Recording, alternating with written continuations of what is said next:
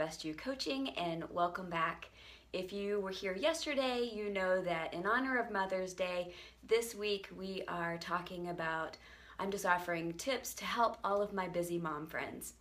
And today we're talking about how to master your family calendar, your family schedule. You know, today's families are so crazy busy, and trying to manage your family calendar can be a somewhat daunting task. I mean, sometimes we don't even know whether we're coming or going. And I just remember when we had all 5 kids here when they were younger, we always said you can do one thing at a time, but when you've got 5 kids and they're each doing one thing, that's 5 different things that takes you in all different directions. And we really had to be diligent in managing our family calendar. And so that's what we want to talk about today, because it is very doable and it doesn't have to be complicated. But the most important thing is that obviously you need a calendar, right? So it doesn't matter whether you're using a decorative wall calendar or a desk calendar or even a whiteboard calendar. It really doesn't matter what you use as long as you actually use it. And so when we start out using a calendar, basically you need to set out some type of routine. You know, you need to make sure that you're actually using it. So, figure out, what's your weekly schedule going to be. Choose a day where you actually will fill in the calendar. You know, you can have a monthly calendar, but then you can also do it by the week too. So it really just depends on which way you want to go. But you just need to have a regular schedule so that you know when you're going to write things down. Okay, because our family really depends on us to keep everybody organized. And I always joke with mine that I'm so tired of being the brains of the entire organization. But in the big scheme of things, somebody's got to do it. And so I would just rather that be me, because I need to be in the know of what's going on with everyone in our family, just to keep everyone on track. So when you are using a family calendar, some different things that you need to do. When you first start out, write down all of your family events, those things that are consistent with every single year. You've got your birthdays, you've got anniversaries, and things like that that you need to keep track of. So go ahead and fill those in on your monthly calendar so that you don't forget those important dates. Schedules.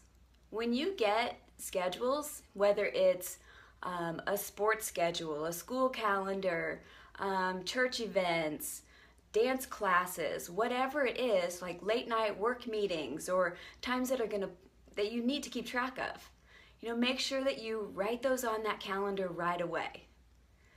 So that then that way you've got them down, you're ready to go, you can glance at your calendar and know exactly what's happening when.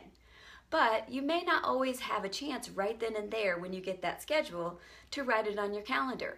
So what I like to do is just to take a paper clip and clip that schedule to my calendar so that it's handy, and then first chance I get, then I can sit down and write those things in. Let's see, invitations. Right now with graduations coming up, this is a crazy busy time of year for us. And we have lots of kids that are graduating, well, lots of friends that are kids that are graduating, and lots of open houses. So when you get an invitation, whether it's to a party or for a wedding or whatever, first thing you need to do is decide, are you going to want to go? It may not be something that you're interested in. If it's a home party that's selling something, maybe you're not interested in that product and you know that you wouldn't want to go. But if you're interested, that's the first thing to think about.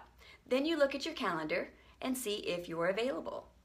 And if you are, then go ahead and add that to your calendar so that you know that that's something on your schedule so you don't overbook yourself.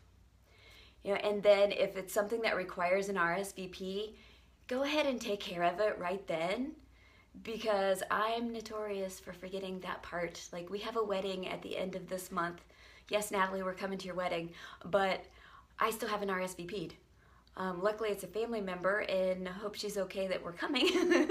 But yeah, so those are things that are super important that you, if it requires an RSVP, then just take care of it as soon as you get it, and then that part is out of the way and you don't have to worry about it and you won't forget about it later.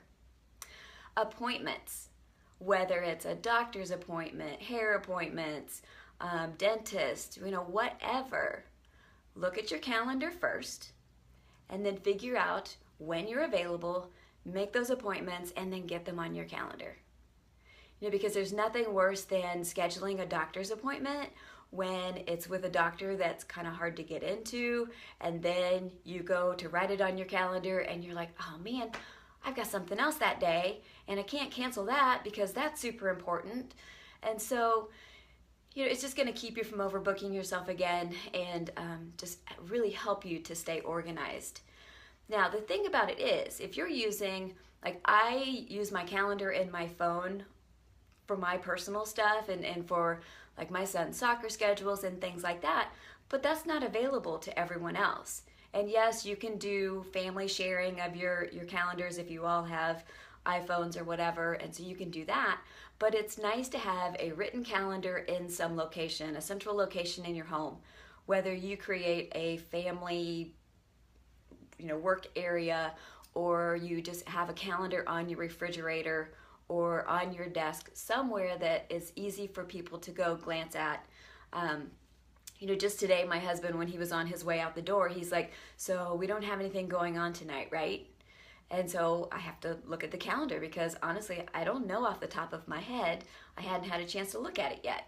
So, but it's nice to be in control so that, at the last minute you're like, oh no, I forgot that I have this event, or, have this meeting or whatever. So a family calendar is just going to be one of those ways that's really going to help you to stay on top of things and really make you look like you know what's going on with your family. That's always super important.